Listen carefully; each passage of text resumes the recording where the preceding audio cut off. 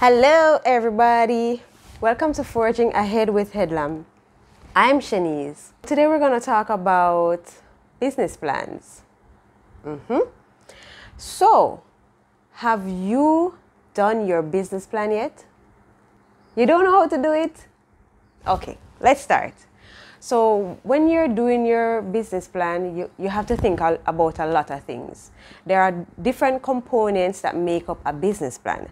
So first you'll have at the beginning, when you just open the book or the plan, you'll see the executive summary, right? Which is basically, it tells you the mission, the vision of the company or your business.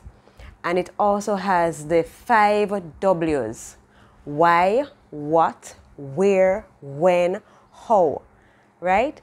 Usually the summary, the executive summary is not written, even though it is at the front of your plan, it's written last. So after you have done everything else, you do the belly of the plan, then you do your executive summary that tells you about those 5 W's, right? Then second part, you'll see a description of the business. What is your business about? What is it a service business? Is it a business that has products? So it has to tell what the business is, a description of the business. So you have to know what it is. And it's, as I said, I've always said it, it's very important to have a business plan because it helps you. It's like your roadmap as an entrepreneur. Also, it is important if you're going to borrow money to start your business. No bank, no financial institution now lend you no money unless they have a plan to show them how you're going to do your business and how you plan to repay it, or if your business is going to be successful, to repay that loan. So think about it. You need a business plan if you're going to start a business, right? No. Your plan also has to have a part that speaks about the markets. So what market will your business operate in, right? So is it going to be locally? Is it going to be only in Jamaica? Is it going to be international, overseas? Is it going to be urban, town? Is it going to be rural, country? So you have to think about all of those things when you're putting it in your business plan. You have to know all of those. Also, you have the SWOT, SWOT analysis. What is the SWOT analysis? So the SWOT analysis, you have to know your strengths, your weaknesses, your opportunities, and your threats. Now, if you look at it, it's very essential to do in your business because you have to know your competitors. You have to know the things that will stop your business from functioning. You have to know the strengths that you have. The strengths and the weaknesses are really in your control, right? These are things that you can manage. You can effectively manage, right?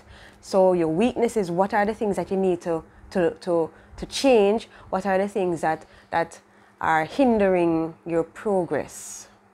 So you have to put that in. What are the opportunities and the threats? And those are external things that you can't control. So those are things that will affect your business, but you have no control over it whatsoever, right? So the opportunities can be good. Yes, good opportunities in terms of people want to network with you. People want to have your products on their shelves. People want to help you to get your product out. So those are opportunities. And the threats are things that will hinder your business, things that can potentially slow down your business or stop your business. So you have to look at those threats. What is the competition doing? How is it affecting you? So you have to observe your threats when you're making your business plan. It's very important to write those down. Now, another part of your business plan will be to look at your product or the services that you offer. You know, how will it be sold? Will it meet a need? How will you get repeat customers? You know, very important. You have to look at your suppliers. You have to look at intellectual property. You understand? You have to look at partners, patents. You have to look at copyright.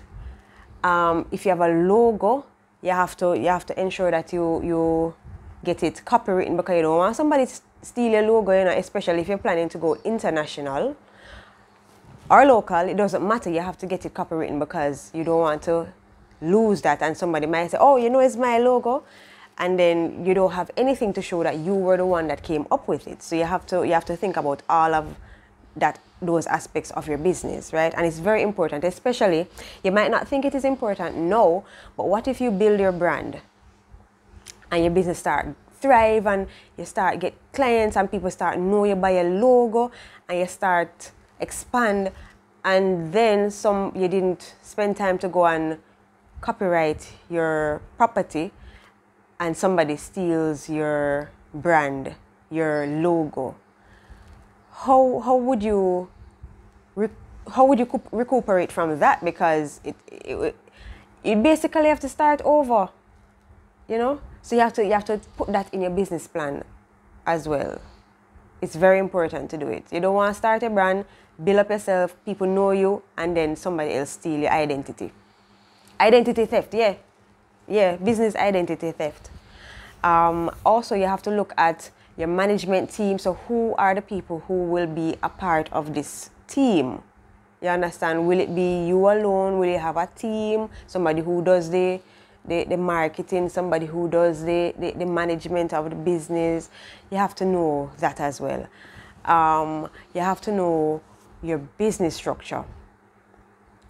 You have to know if it is a limited liability company, if it is a partnership, if it is a sole trader business. You know, you have to look at those aspects when you're putting in the work for your business plan. Also, you have to have a part that speaks about marketing. You have to market your product, right? But you can't do it in an ad hoc way. You can't just say, oh, today I'm going to do this, tomorrow I'm going to do that. You have to write it down in your plan. Make it a part of your plan. How are you going to market it? Are you going to advertise on television? Are you going to advertise on radio, social media? Are you going to print flyers? You know, are you going to print posters, billboards? All of that. You have to have a marketing plan. Because remember, without the marketing plan, you know, your business, nobody not going to know about your business. Are you alone not going to know about your business? So you have to have a marketing plan. Additionally, you have to have a financial plan. So to help you with the marketing plan, you have to have that financial plan to tell you how much you're going to spend on marketing, how much you're going to spend on raw material, the goods that you're going to need, if you have employees, what you're going to need to pay them, how you're going to pay them. Is it weekly? Is it monthly? Is it by job work? I think that's what it's called, a job work. How are you going to finance your business? If you don't know these, it is impossible for you to function without it. So I implore you, get a business plan done. When you're doing a business plan, it's not set in stone. You can have room for improvement. You can have room for some modification, right? So if you review your plan quarterly or weekly and you realize that, all right, I need to tweak this a little bit for it to be more effective, you can do it.